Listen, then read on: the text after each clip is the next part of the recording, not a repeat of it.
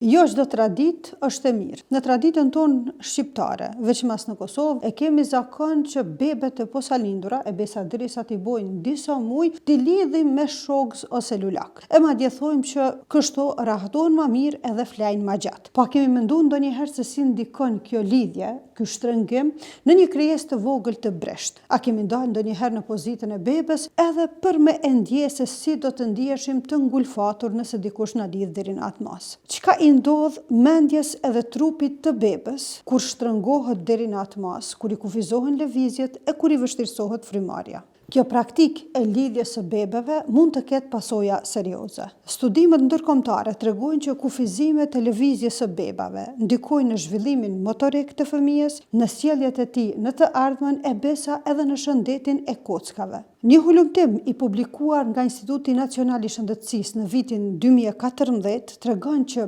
bebët të cilat përjetojnë stres edhe ankth të vazhdueshëm për pasojë në të ardhmen ose gjatë jetës së tyre do të kenë problem me impulsivitetin, vetkontrollin edhe ankthin. Problemet shëndetit mendor këto me të cilat ne si shoqëri në vazhdimsi përballemi. A mendoni që mund të jetë pasojë e asaj lidhjes që na i kanë bërë kur kemi qenë beba? Gjatë përgatitjes së kësaj videoja më kujtu një e afërme që pa tregu që kur ka lind në Gjermani, gjatë vizitës që ja bën shoqja e saj gjermane, kur ofrohet me e pa bebën, fillon me bërtit edhe i drejtohet shoqës duke i thënë çka ka bë kjo bebë, çfarë krimi ka bë kjo bebë që me meritume u lidh deri në këtë mas. Mandje ju ka referuar që çfarë rreziku kanë njerëzit ose çfarë rreziku po të kanosë ty nga kjo krijesë që e ke lidhë dhe ja ke kufizuar lëvizjet deri në këtë mas. Reagimi i kësaj gjermane na bën me mendu thellë edhe me meditu. Prandaj të dashur shikues, në vend që t'i lidhim bebët, t'i lëm ato të lira,